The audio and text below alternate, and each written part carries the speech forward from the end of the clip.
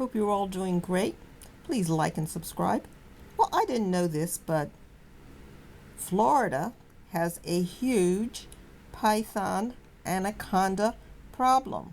It seems a lot of people were getting these animals as pets and then discarding them here and there, or they got loose and now they're in the waters and they have eaten the smaller animals, the ducks, the beavers, the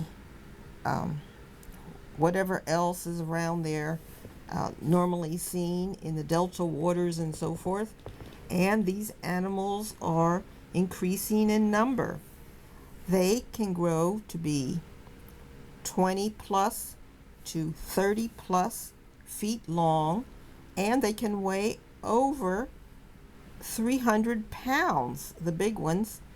Now this is a real problem because as they eat and kill all of the regular small animals in and around the waters, which Florida citizens report that they have, they will go after your pets, your dogs, your cats, your children, and even you. These guys are, of course, very sneaky. They can sneak up on you, whether you're in tall grass or they get in your house, and then they can start to wrap around you so that you can't escape them, and they can swallow you. They can swallow you whole. So people generally don't think about this, but in other countries such as Bangladesh and so forth, they do lose people who maybe go out to the farm to see what's going on and to take care of the watering needs of the farm. They lose people who get trapped by these animals, can't get away, and then get swallowed whole. Now, how do they do that? They certainly don't look like they can swallow a whole person. But think of them as one of those big baggy sacks that we buy at the grocery store that have the cinching top, that you pull the tape and then it cinches closed and you can put all your junk and stuff in the bag and it just stretches out to whatever you need. That is how they act. When they open their mouth, they can just unlock their jaw and open as wide as necessary to get whatever they need into their mouth. In their mouth, they're going to have certain substances which are acidic and will help to poison whatever they're eating so that they can continue inching up and swallowing the whole animal whole.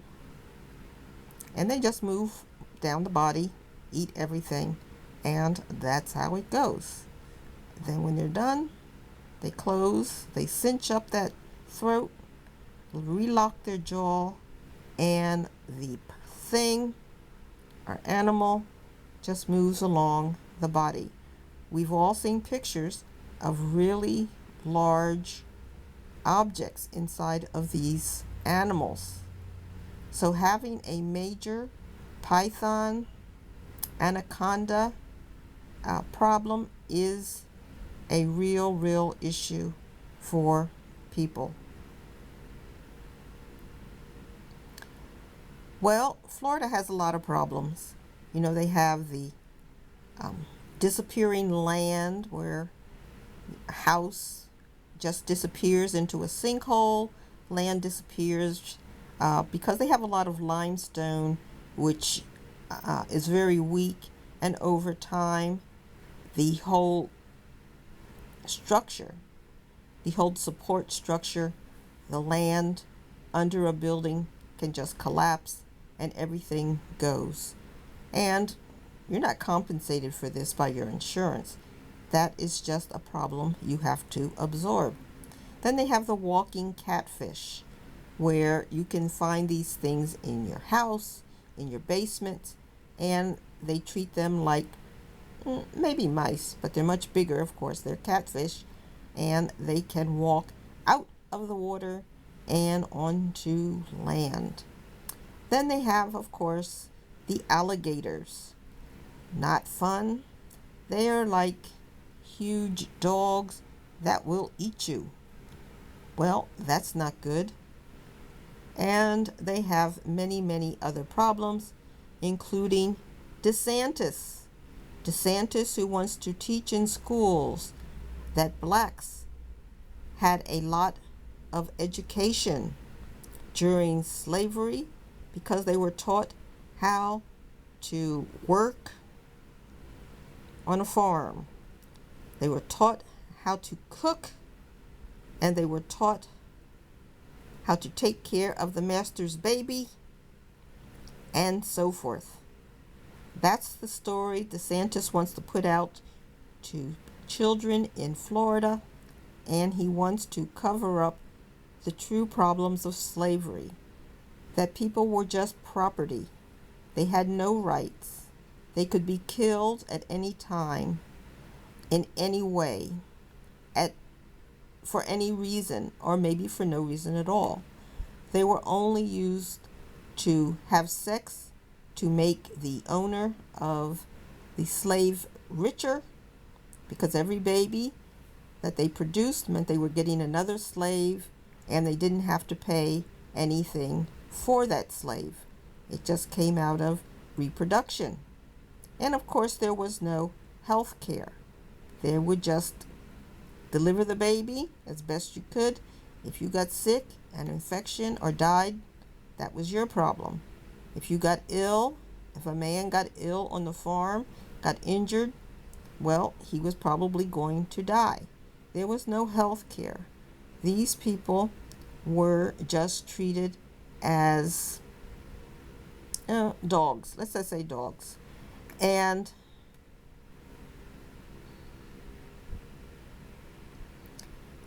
they were just used to enhance the income of the owner. Everybody can make more money if you have slaves.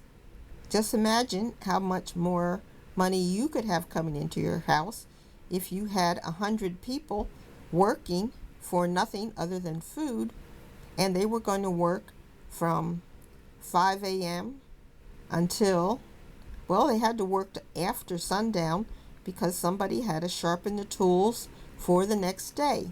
So if they were using hoes, somebody had to sharpen all of those hoes for those 100 or more slaves every night so that they would work in the next day, and they repair them and so forth. They had to prepare the ground for the workers the next day. So people were working from 5 a.m. to as late as possible before they'd fall out. There were no desserts, there were no treats. They were eating scrap food, and they had to be maintained. The men who were strongest, biggest, were used as studs to make more strong, big babies. These are the people are afraid of today. They see a strong black man, people say, oh, he might hurt me, and then they want to shoot him. But back in the day of slavery, that was what was needed. They needed strong black men. They didn't want them after a certain age, so about age 40, when they were probably getting more tired or whatever. They didn't care too much if they died because they had probably created hundreds of babies by parsing these men out to all of the women and making sure they kept creating more babies for the owner. So you have to tell the whole story. You have to tell people that blacks were not allowed to have an education. They couldn't go to school. Whites couldn't teach anyone to read. So even if you had an owner who loved their black slave, they couldn't teach them to read.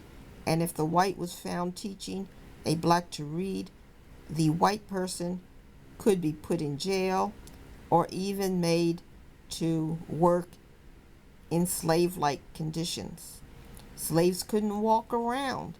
They always had to have a note where they came from, where they're going, what time they're expected back at their original spot, and the note had to be signed by their owner and by the person they were going to see in the end.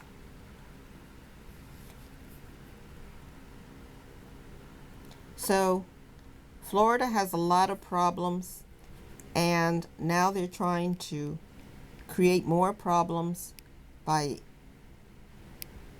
telling basically lies to children about what slavery was like.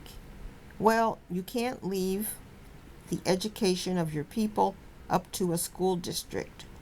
You should create your own schools just to teach Black history. And there are many things that are not taught in schools. And many cultures, including Jews, they have their own classes to teach Jewish history, Jewish rituals, Jewish holidays, and so do many other sects. So that Blacks need to learn it is not up to the public school to teach everything about Black history, but Blacks must create their own schools, their own educational paths for people to learn the truth about Black history, to hear Black stories, to talk about Black historical celebrations, and explain to people what is Juneteenth and what kinds of things should you do on Juneteenth to celebrate Black history. So this is a message about Florida, and I just want to say that the snakes are there. There are a lot of snakes in Florida, and they will eat you alive if you are not careful and if you do not take precautions. Beware, be careful, be alive, and protect you, your family, and your neighbors, because you have the intellect and the ability and the funds to do it.